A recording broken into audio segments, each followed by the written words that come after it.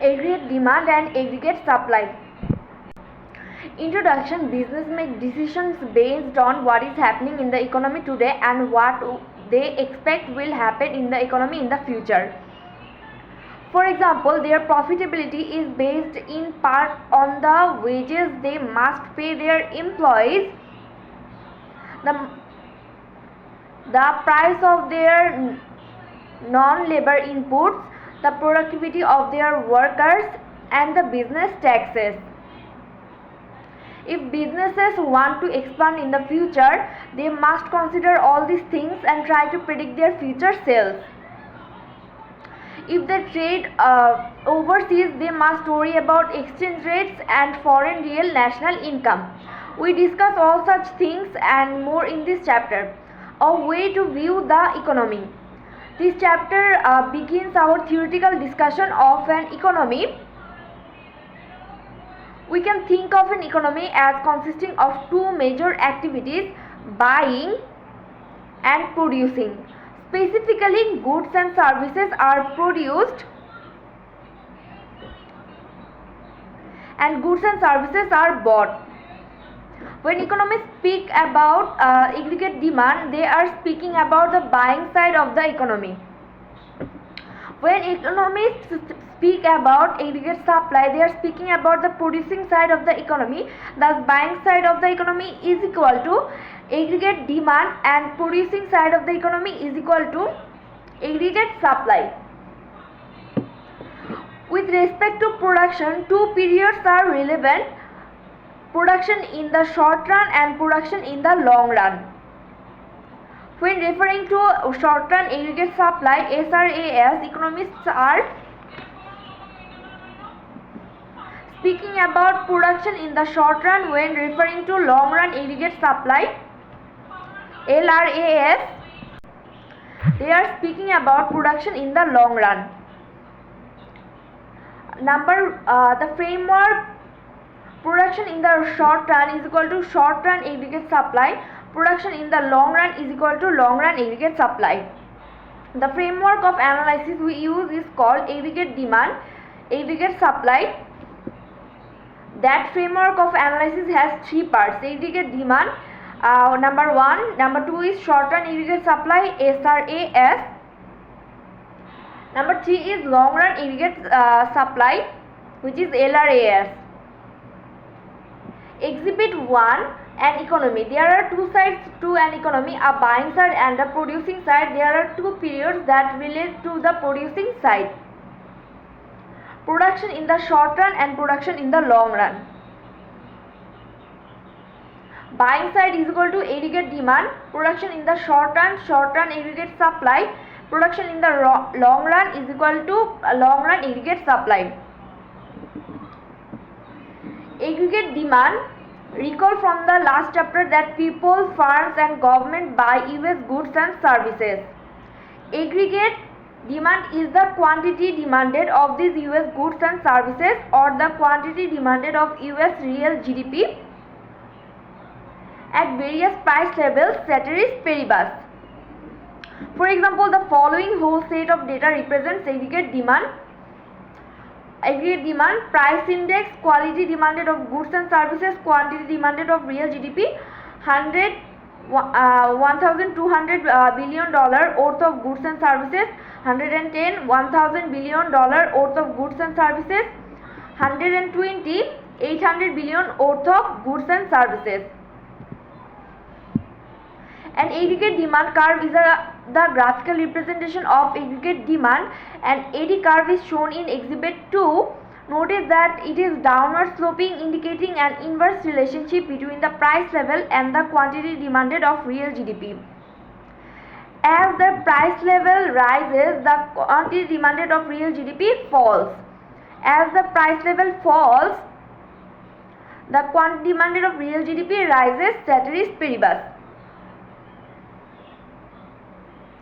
An aggregate demand curve. The aggregate demand curve is a downward sloping, specifying an inverse relationship between the price level and the quantity demanded of real GDP.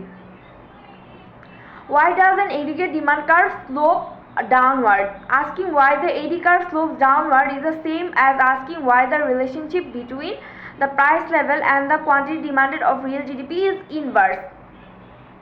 This inverse relationship is the resulting downward slope of the AD curve are explained by number 1 the real balance effect, number 2 the interest rate effect, and number 3 is the international trade effect.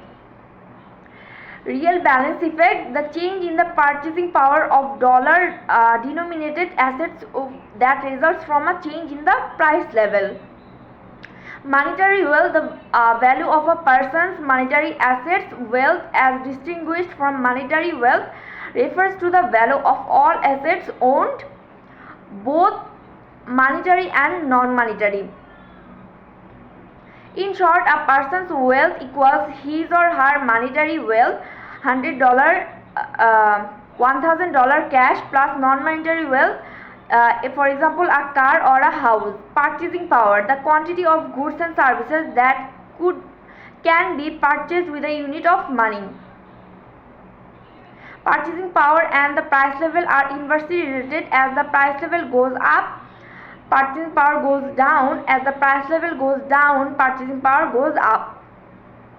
Real balance effect due to a change in the price level. The real balance effect states that the inverse relationship between the price level and the quantity demanded of real GDP is established through changes in the value of monetary wealth or the value of a person's monetary assets.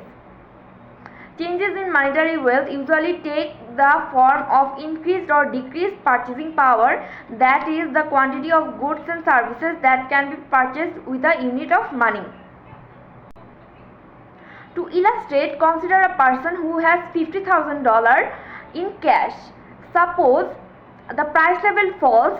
As this happens, the purchasing power of the person's $50,000 rises. The $50,000, which once could buy 100 television sets at $500 each, can now buy 125 sets at $400 each. Seeing that an increase in the purchasing power of the person's $50,000 is identical to saying that his monetary wealth has increased.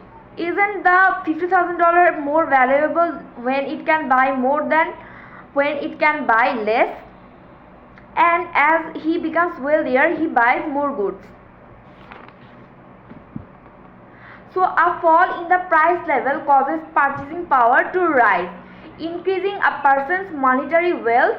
As people become wealthier, the quantity demanded of real GDP rises. Now suppose the price level rises. In this event, the purchasing power of the $50,000 falls. The $50,000, which once could buy 100 television sets at $500 each, can now buy 80 sets of $625 each. Saying that a decrease in the purchasing power of the person's $50,000 is identical to saying that his monetary wealth has decreased. And as he becomes less wealthy, he buys fewer goods. In sum, a rise in the price level causes purchasing power to fall, decreasing a person's monetary wealth. As people become less wealthy, the quantity demanded of real GDP falls. Interest rate effect due to change in the price level. The interest rate effect states that the inverse relationship between the price level and the quantity demanded of real GDP is established through changes in the part of household and business spending that is sensitive to changes in interest rates. Suppose a person buys a fixed bundle of goods in bracket food, clothing and shelter each week.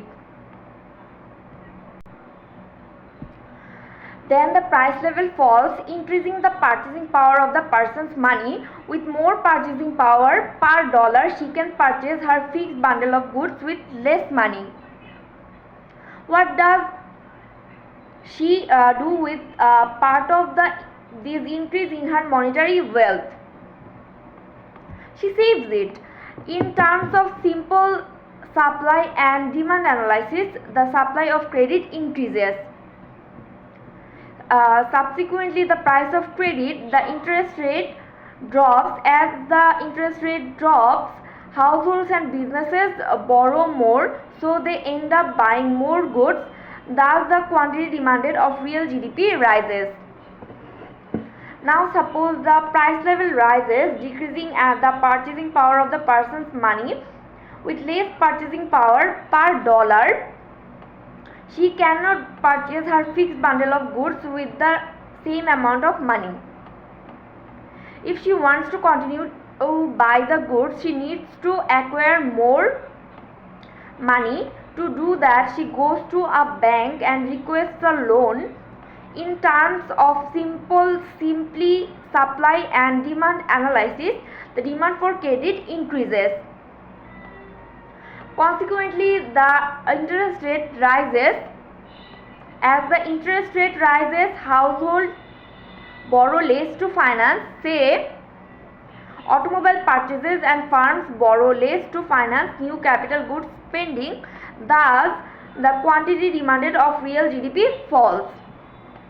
Interest rate effect, the changes in household and business buying as the interest rate changes in turn are reflection of a change in the demand for or supply of credit brought on by price level changes. International trade effect, the change in foreign sector spending as the price level changes. International trade effect due to a change in the price level. The international trade effect is the change in foreign sector spending as the price level changes. The inverse relationship between the price level and the quantity demanded of real GDP is established through foreign sector spending, which includes US spending on foreign goods imports and foreign spending on US goods exports. Suppose the price level in the United States falls. As this happens, US goods becomes relatively cheaper than foreign goods. As a result, both Americans and foreigners buy more US goods. The quantity demanded of US real GDP rises. Now, suppose the price level in the United States rises. In that event, US goods become relatively more expensive than foreign goods.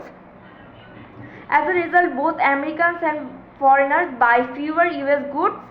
The quantity demanded of US real GDP falls. For a review of the three effects, real balance, interest rate, international trade, see Exhibit 3. Finding economics. In a store buying a watch. Jim is in a store buying a watch imported from Switzerland. What does this purchase have to do with downward sloping aggregate demand curve? When we ask Jim why he is buying a Swiss watch, he tells us that the Swiss watch is cheaper than the American watch. The reason could very well be that the US price level has recently risen relative to the Swiss price level. In other words, when Jim buys the Swiss watch instead of the American watch, we could be seeing that the international trade effect in action. Exhibit 3. Why the aggregate demand curve is downward sloping. This exhibit outlines the three effects that explain why the AD curve is downward sloping. Each effect relates to a change in the price level, capital P, leading to a change in the quantity demanded of real GDP, Q. Type of effect, how it works, graphical representation of what happens. Real balance effect, due to a change in the price level falls, purchasing power rises, monetary wealth rises, buy more goods. Price level rises, purchasing power falls, monetary wealth falls, buy fewer goods.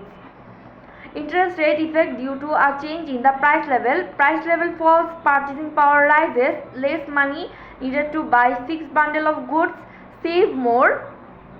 Supply of credit rises, interest rate falls, business and household borrow more at lower interest rate, buy more goods. Price level rises, purchasing power falls, borrow money in order to continue to buy fixed bundle of goods, demand for credit rises, interest rate rises, business and household borrow less at higher interest rate, buy fewer goods. International trade effect due to a change in the price level. Price level in US falls relative to foreign price levels. US goods relatively less expensive than foreign goods. Both Americans and foreigners buy more US goods. Price level in the US rises relative to foreign price levels.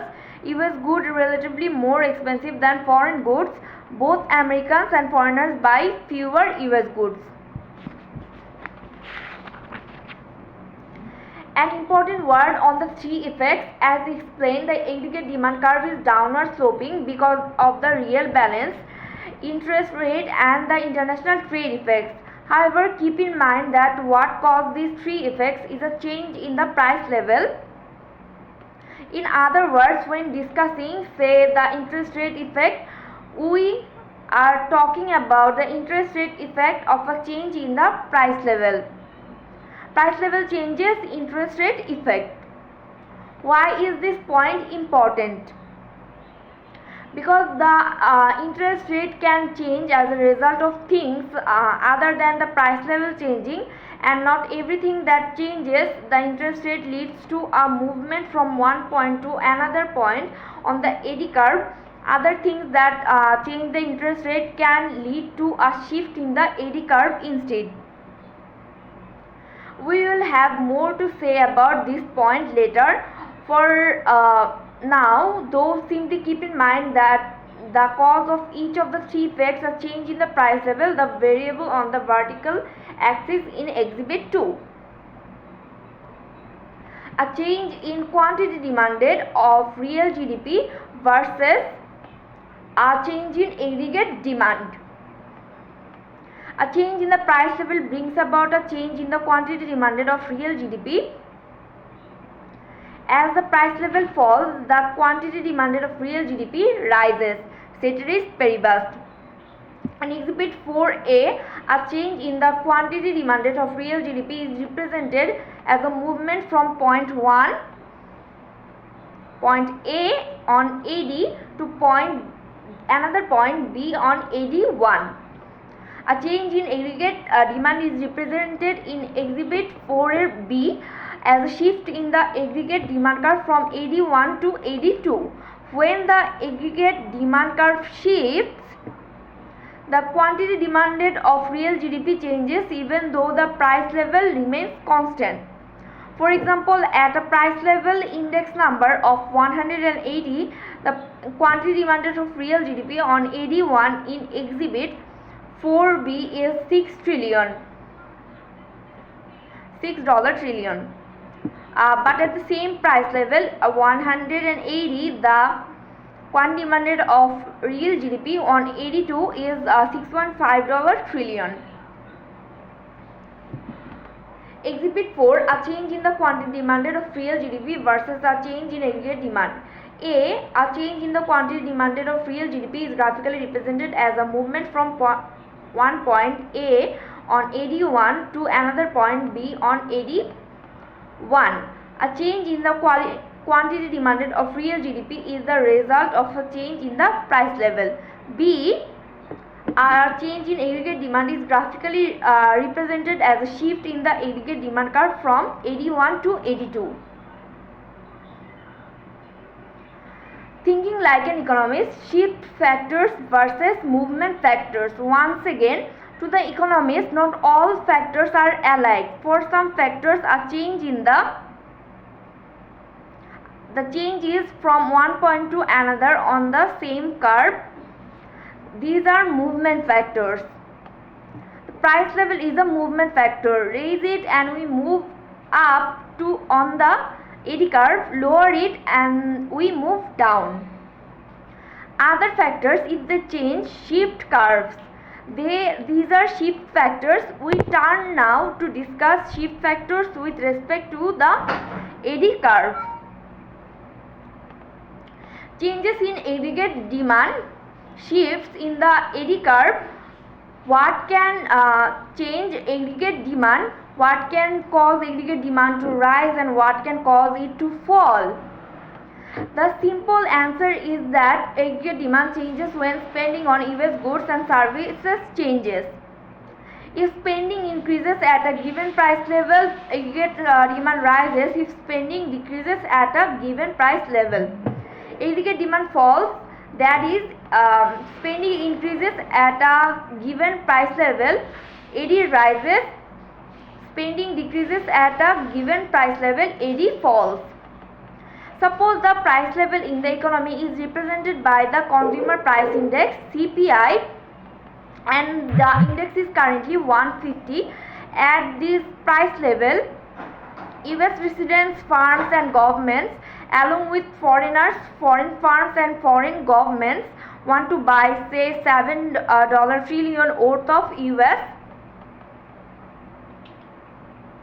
goods and services. Then something changes and all of a sudden they all want to buy a total of $7.5 trillion worth of US goods and services. Now, before you conclude that they want to buy more goods and services because the price of goods and services have fallen, keep in mind that the price level has not changed. The price level still represented by the CPI is still 150. In other words, all these people, firms and governments want to buy more US goods even though the prices of the goods and services have not changed. When individuals, firms and governments want to buy more US goods and services even though the prices of the goods have not changed, we say that aggregate demand has increased. As a result, the AD curve shifts to the right. Of course, when individuals, firms and governments want to buy fewer US goods and services at a given price level, we say that aggregate demand has decreased. As a result, the AD curve shifts to the left. Exhibit 4b shows a change in aggregate demand, a shift in the AD curve. At point B, the price level is 150 and total expenditures on US goods and services are $7 trillion. At point D, the price level is still 150 but total expenditure on US goods and services have increased to $7.5 trillion. Why has aggregate demand moved from point B to point D? That is what has caused the increase in total expenditures. To find out, we have to look at the components of total expenditures. How spending components affect aggregate demand. The last chapter identified four major spending components: consumption, capital C; investment, capital I; government purchases, capital G; and the net exports, capital NX. And recall in addition that the net exports equals exports minus imports. Let's keep the numbers simple. Capital C is equal to $100, capital I is equal to $100, capital G is equal to $100, capital EX is equal to $50, and import is equal to $15. If export is equal to $50 and import is equal to $15, then the net exports is equal to $35. Using these dollar figures, we calculate that $35 is spent on the US goods and services. We get this dollar amount by finding the sum of consumption, investment, government purchases and the net exports.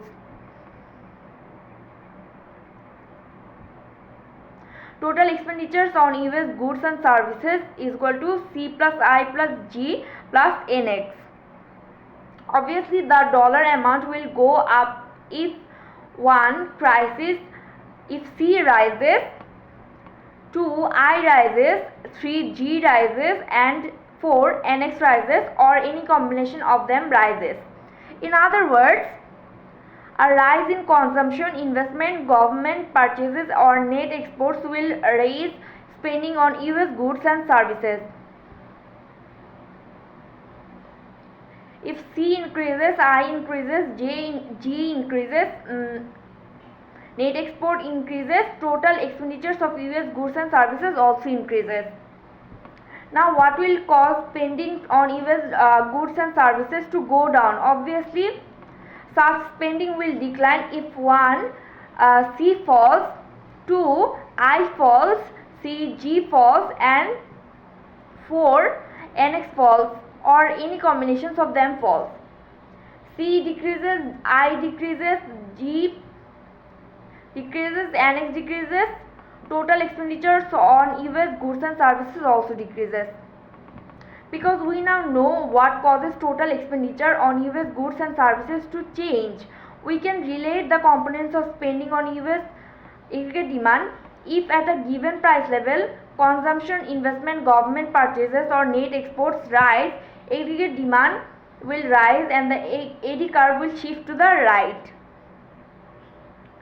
Consumption, investment, government purchases or net exports fall, aggregate demand will fall and the AD curve will shift to the left.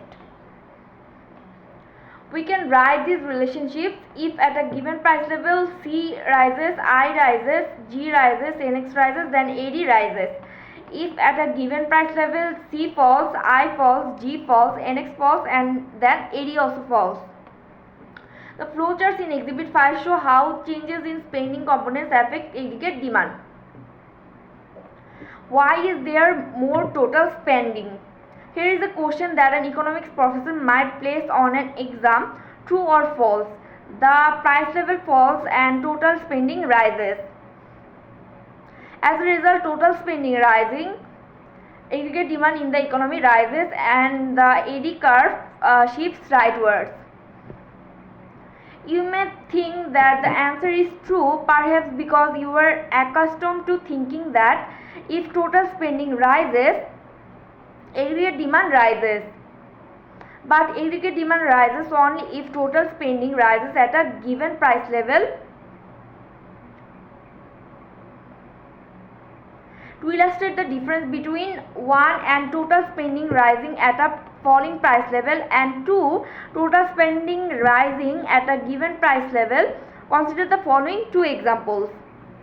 Example 1, the price level falls and the goods and services become cheaper. As a result of lower prices, individuals start to buy more goods and services. As a result of their buying more goods and services, total spending in the economy. Example 1, the price level falls and goods and services become cheaper. As a result of lower prices, individuals start to buy more goods and services. Consequently, total spending rises. Example 2, the price level does not change, still something in the economy changes. So people start buying more goods and services.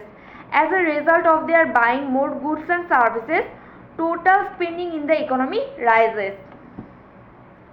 In both cases, total spending rises, but in example 1, total spending rises because prices have fallen. The result is a movement down a given AD curve. In example 2, total spending rises even when prices remain unchanged.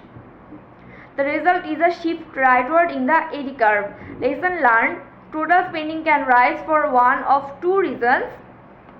The first deals with a decline in prices and leads to a movement along a given AD curve. The second deals with a change in some factors other than prices and leads to a shift in AD curve. Factors that can change: capital C, capital I, capital G and capital NX, export minus import, and therefore can change AD, shift the AD curve. What can change aggregate demand in the economy? The answer is a change in any or all of consumption, investment, government purchases and the net exports. Exports minus imports. So, if for example someone asks you why AD increased, you might say because consumption increased. What can change aggregate demand in the economy?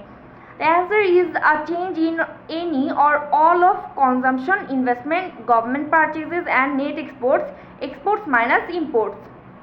So, if for example someone asks you what AD increased, why AD increased, you might say because consumption increased. But suppose the person then asks what caused consumption to increase, your answer to one question simply leads to another question. If a change in consumption changes aggregate demand, what changes consumption? The same question can be asked about changes in investment, government purchases and net exports. For example, export minus imports. For example, if aggregate demand increased because investment increased, then what caused investment to increase? This section looks at some of the many factors that can change consumption, investment and net exports. A later chapter considers the factors that can change government purchases. Consumption. 4 factors can affect consumption: wealth, expectations about future prices and income, the interest rate and income taxes. Number 1, wealth. Individuals consume not only on the basis of their present income but also on the basis of their wealth. Suppose each of 2 individuals has an income of $80,000 a year. One has $75,000 in the bank and the other has no assets at all. We would expect the person with $75,000 in the bank to spend more of her income on consumption goods this year. Greater wealth makes individuals feel financially more secure and thus more willing to spend. Increases in wealth leads to increases in consumption. If consumption increases, aggregate demand rises and the AD curve shifts to the right. Decreases in wealth lead to declines in consumption, which lead to a fall in aggregate demand. Consequently, the AD curve shifts to the left. Wealth rises, then consumption rises, then aggregate demand also rises. Wealth decreases, wealth falls, consumption falls, and then aggregate demand also falls. Number 2 is expectation about future prices and income.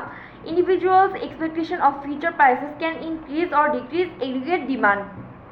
If individuals expect higher prices in the future, they increase their current consumption expenditures to buy goods at the lower current prices. The increase in consumption leads to an increase in aggregate demand. If individuals expect lower prices in the future, they decrease current consumption expenditure. The reduction in consumption leads to a decrease in aggregate demand. Expect higher future prices, consumption increases, consumption rises. Then aggregate demand also rises. Expect lower future prices, consumption falls, then aggregate demand also falls. Similarly, expectations regarding income can affect aggregate demand. Expectations of a higher future income increases consumption, leading to an increase in aggregate demand.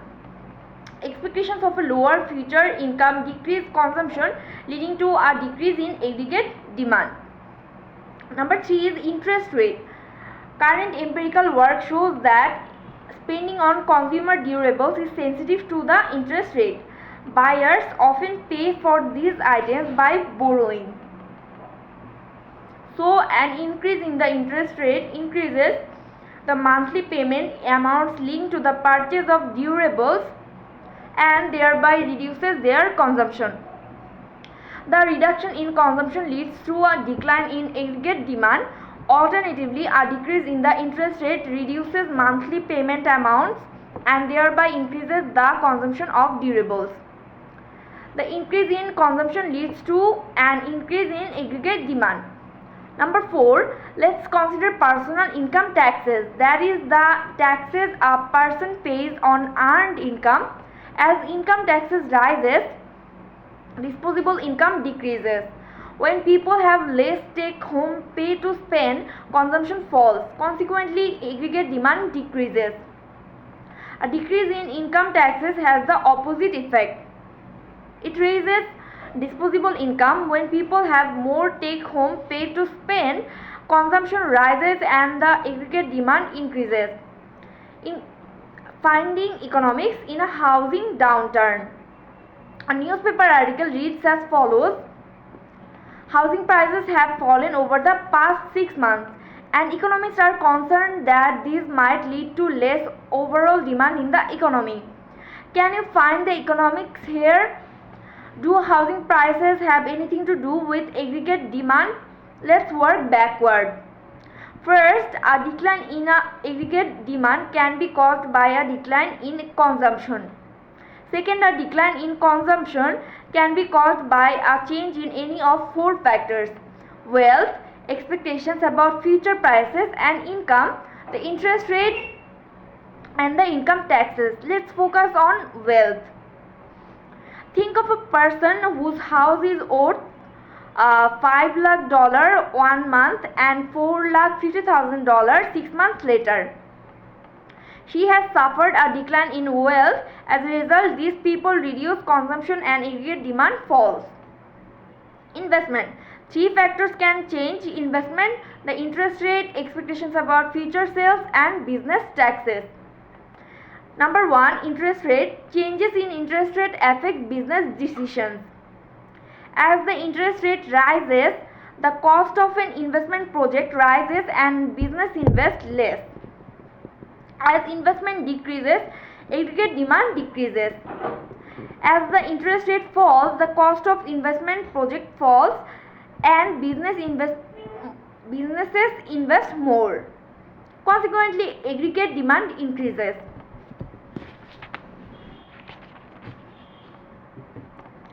Expectations about future sales. Business invests because they expect to sell the goods as they produce.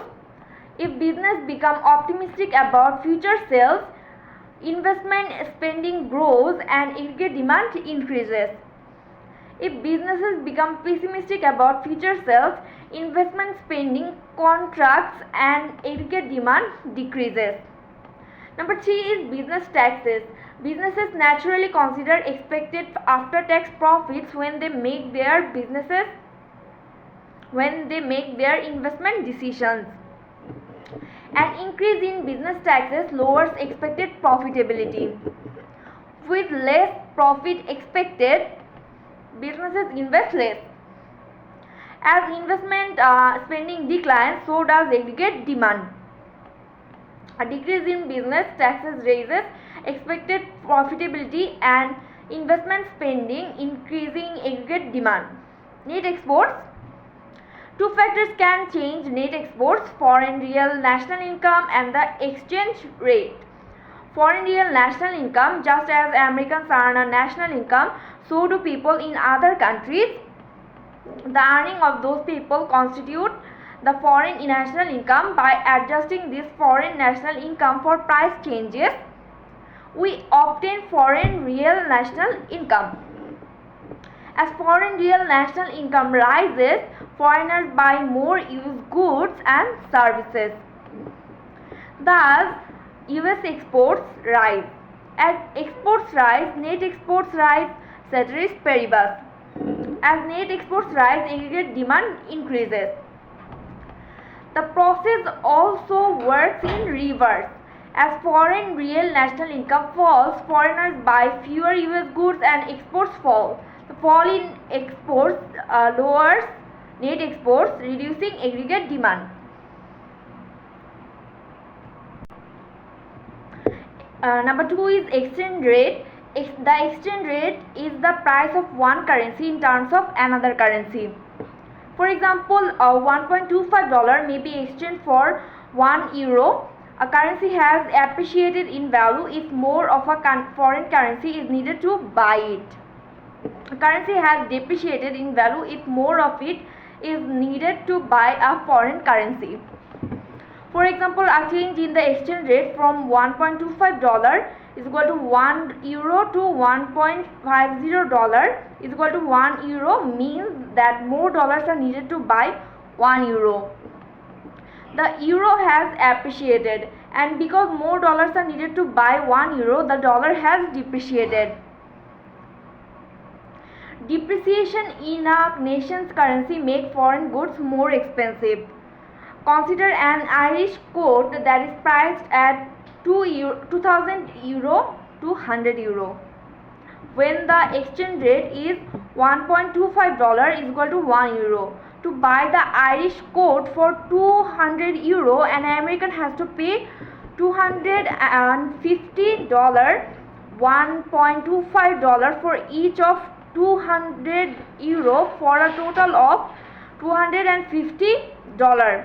Now suppose the dollar depreciates to $1.250 is equal to 1 euro.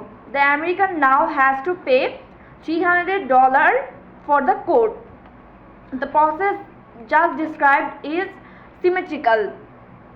An appreciation in the nation's currency makes foreign currency goods cheaper. For example, if the exchange rate goes from $1.25 is equal to 1 euro to $1 is equal to 1 euro, the Irish coat will cost the American only $200. The depreciation and appreciation of the US dollar affect net exports. As the dollar depreciates, foreign goods become more expensive.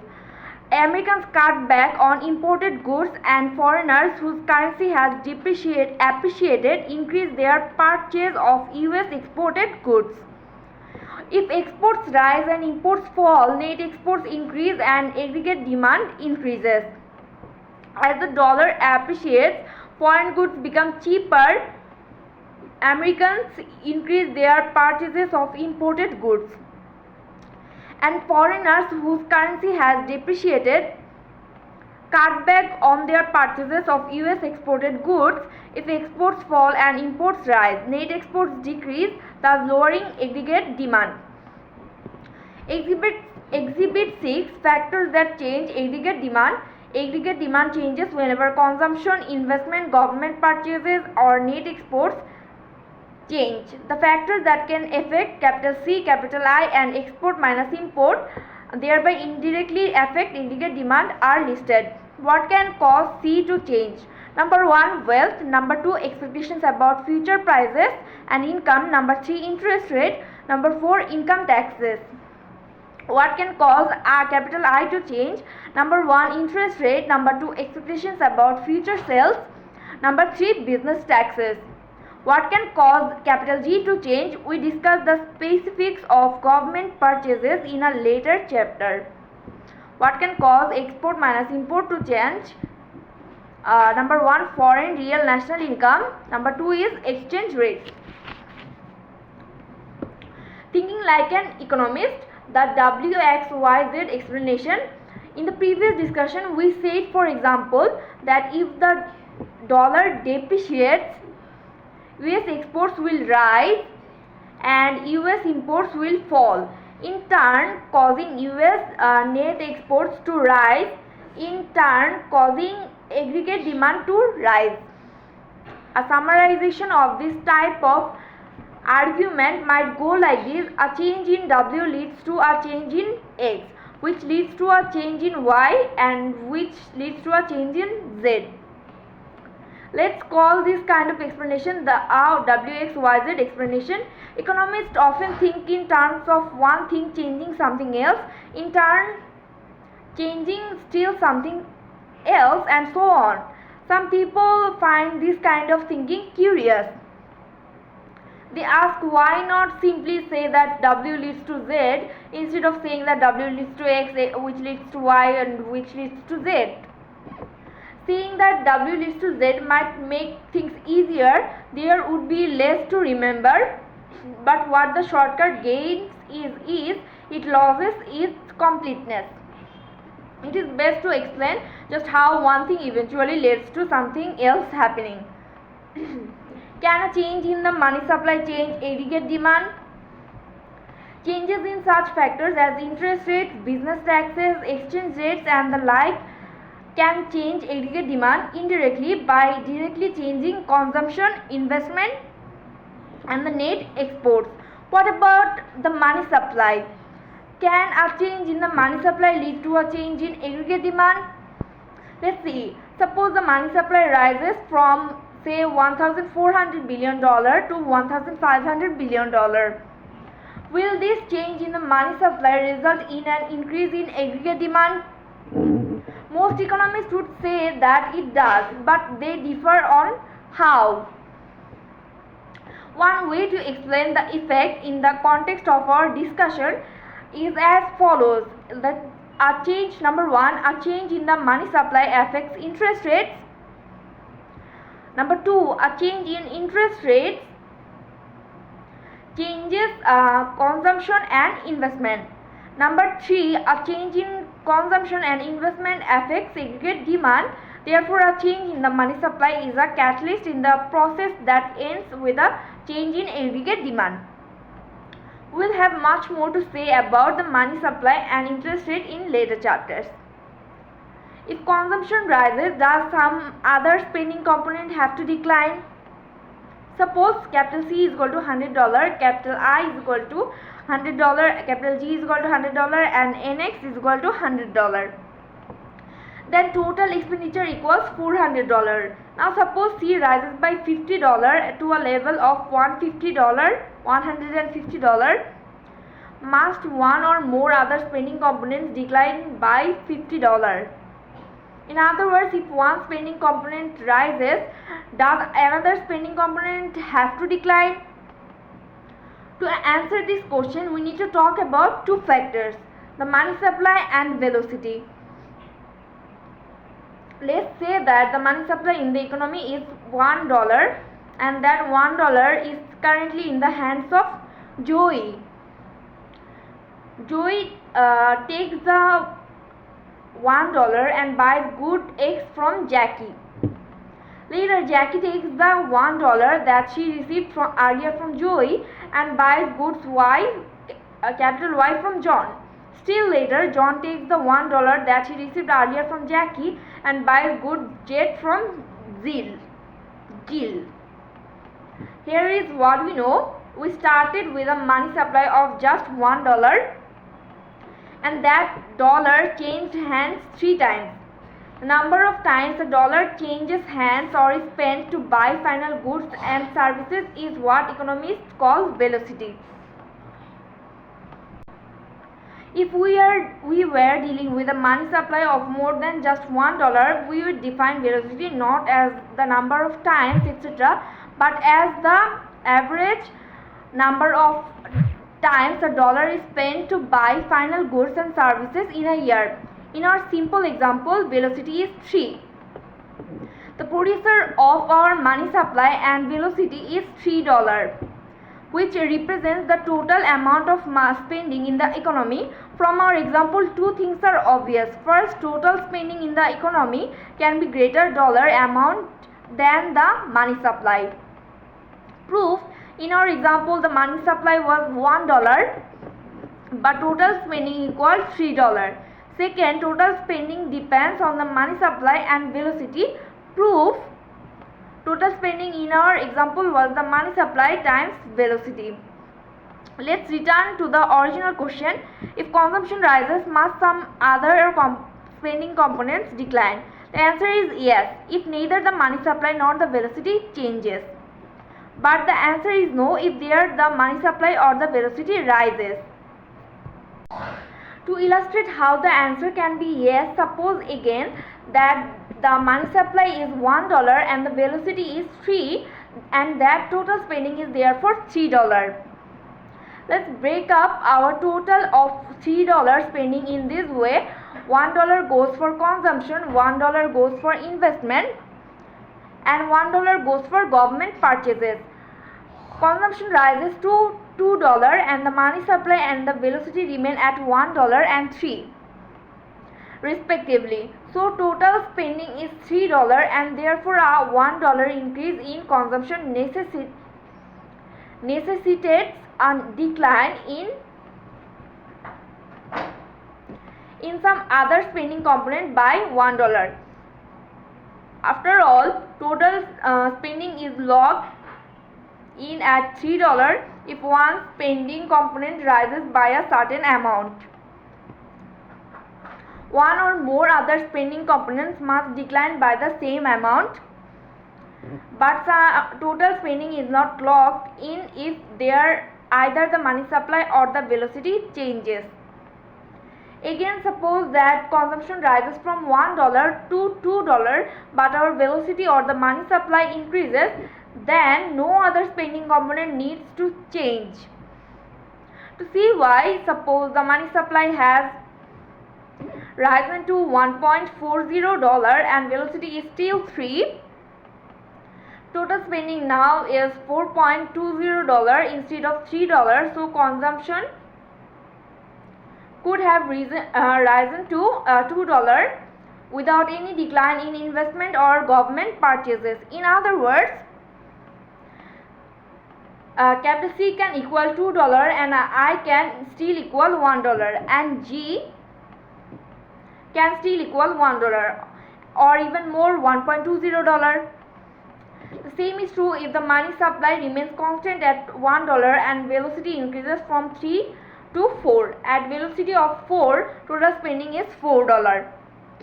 Again, consumption can rise to $2 without requiring a decline in any other spending component. We recap. If both the money supply and the velocity are constant, a rise in one spending component such as consumption necessitates a decline in one or more other spending components. If either the money supply or the velocity rises, one spending component can rise without requiring any other spending component to decline. When would you want to be paid in a currency other than US dollars? Most people who work in the United States are paid in dollars, but when would you want to be paid in another currency? In thinking about the question, consider the exchange rate between the dollar and the euro. Suppose the exchange rate is $1 is equal to 1 euro and the exchange rate is expected to stay constant. Your employer owes you $10,000. Does it matter if the employer pays you in dollar or euros? At the current exchange rate, $10,000 is the same as 10,000 euros. So whether you are paid in euros or dollars does not matter.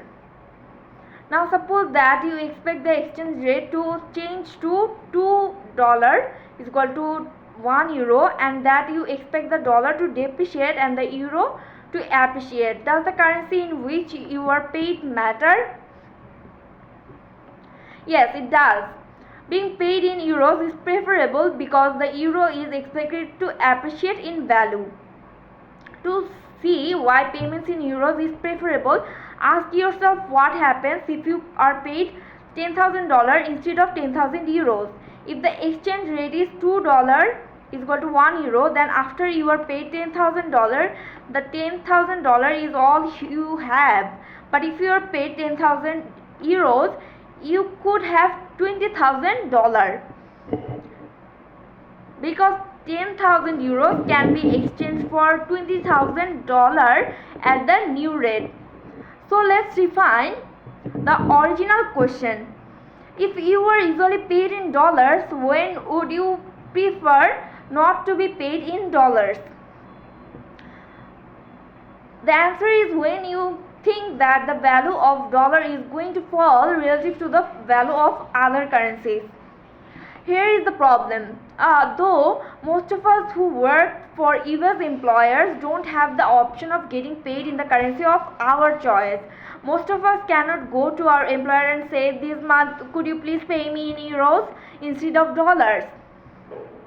However, you can always convert the currency in which we are paid into another currency.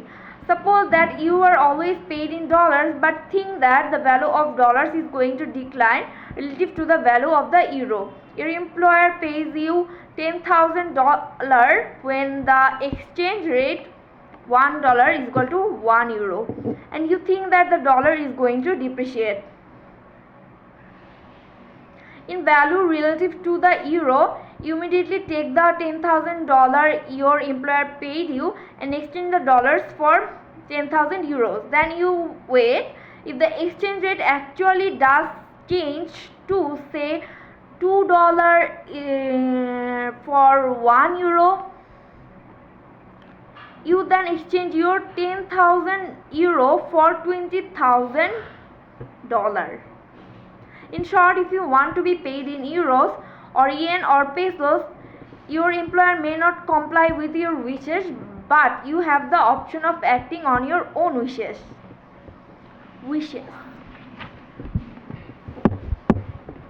Does it matter to you if velocity falls? Suppose someone tells you that velocity has been falling recently. 6 months ago it was 5.3 and today it is 4.5. Does it really matter to you if velocity has been falling?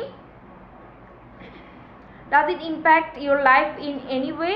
To answer the question, let's start with what we know. We know that the money supply times velocity equals total spending in the economy. In other words, if the money supply is $400 billion and velocity is 3, then total spending in the economy is $1,200 billion. It follows that if the money supply remains constant at $400 billion and velocity declines to 2.5, the total spending will fall to $1,000 billion, which is $200 billion drop in a total spending. Now ask yourself, what impact a drop in total spending in the economy will have on aggregate demand? Obviously, it will lower it. The aggregate demand curve in the economy will shift leftward. Now we may not be able to see the eddy curve in the economy shift leftward as easily as on the chalkboard in the classroom, but we can notice its effects. As the eddy curve shifts leftwards, both the price level and the real GDP fall, as you will learn later in this chapter. In earlier chapters, we have discussed how both lower prices and lower real GDP may impact you. Lower prices can change your real income, and lower real GDP can impact your prospects for getting a job. Real income and job prospects are things that matter to many people in ways that are not always obvious. For example, my declining job prospects viewed as a ripple effect of declining real GDP in the economy affect your overall state of health and happiness. Look at it this way. You have just graduated from college and are having a hard time locating a job. People tell you that it's not really the best time to be searching for a job because the economy has recently been contracting. That is, real GDP has been falling. You feel frustrated and somewhat disappointed because you are having hard time locating that job you hoped you would be able to get after college. Most people who find themselves in this situation probably would not connect a decline in velocity with their current circumstance. But it is arguable that it is not really that a far-fetched connection to make.